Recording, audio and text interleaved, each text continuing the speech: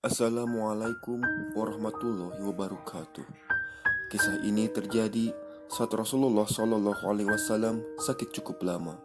Ia merasa bahwa waktunya telah dekat untuk kembali pada Allah, sehingga suatu waktu ia mengumpulkan para sahabat.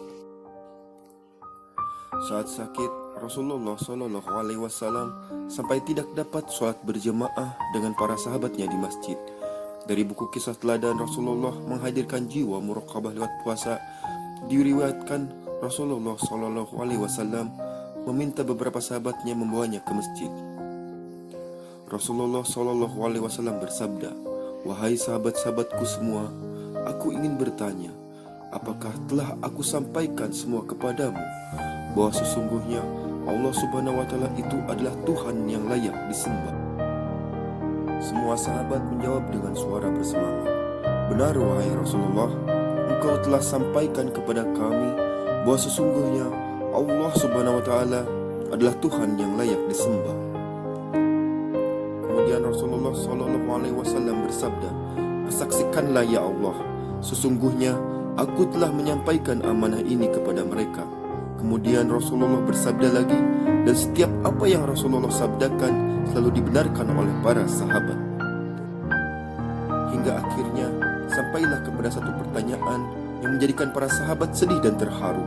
Rasulullah bersabda, "Sesungguhnya aku akan pergi bertemu Allah, dan sebelum aku pergi, aku ingin menyelesaikan segala urusan dengan manusia. Maka aku ingin bertanya kepada kalian semua, adakah aku berhutang dengan kalian?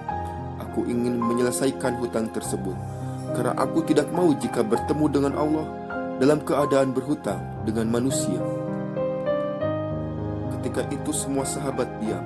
Dalam hati masing-masing mereka berkata, "Mana ada Rasulullah SAW berhutang dengan kita? Kamilah yang banyak berhutang dengan Rasulullah SAW." Namun tiba-tiba bangun seorang laki-laki yang bernama Akasyah. Ia berkata, "Ya Rasulullah, aku ingin sampaikan masalah ini. Seandainya ini dianggap hutang, maka aku minta kau selesaikan. Seandainya bukan hutang, maka tidak perlulah engkau berbuat apa-apa." Sahabat lain keheranan. Maka Akasyah pun mulai bercerita, "Aku masih ingat ketika perang Uhud dulu. Satu ketika engkau menunggang kuda, lalu engkau pukulkan cemeti ke belakang kuda. Tetapi cemeti tersebut tidak kena pada belakang kuda.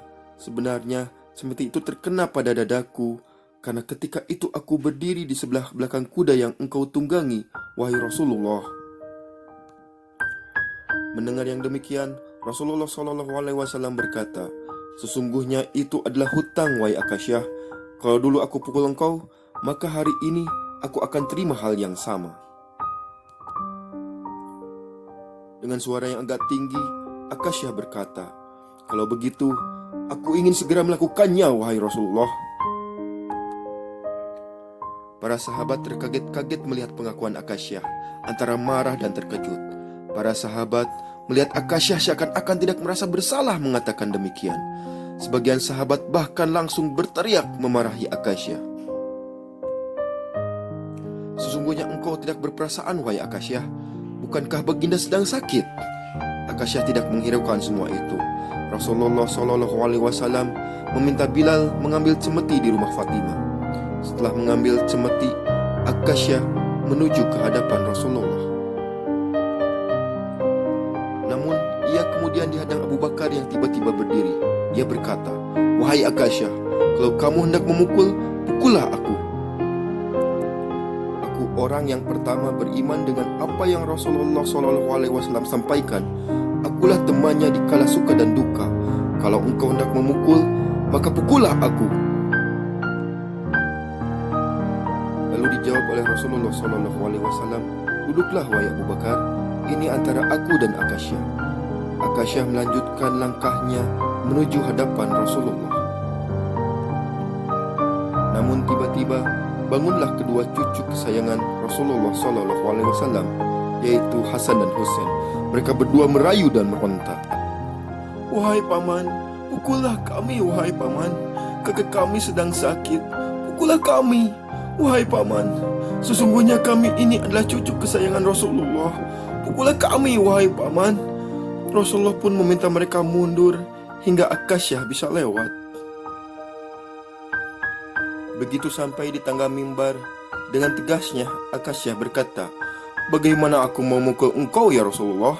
Engkau duduk di atas dan aku di bawah. Kalau engkau mau aku pukul, maka turunlah ke bawah sini." Peristiwa ini membuat para sahabat panas. Namun Rasulullah SAW memang manusia terbaik. Ia dengan tenang meminta beberapa sahabat memapahnya ke bawah. Rasulullah pun didudukkan pada sebuah kursi. Lalu dengan suara tegas Akasyah berkata lagi, "Dulu waktu engkau memukul aku tidak memakai baju ya Rasulullah." Para sahabat semakin naik pitam dengan tingkah Akasyah. Namun Rasulullah tetap menuruti perintahnya dengan membuka bajunya. Terlihatlah tubuh Rasulullah yang sangat indah.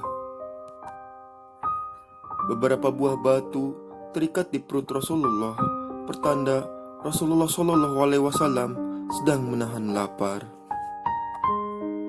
Kemudian Rasulullah SAW berkata, "Wahai Akasyah, bersegeralah dan janganlah kamu berlebih-lebihan. Nanti Allah akan murka padamu."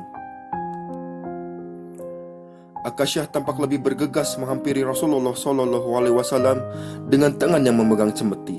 Saat sudah begitu dekat, ia langsung melempar cemeti itu, kemudian memeluk tubuh Rasulullah SAW seerat-eratnya.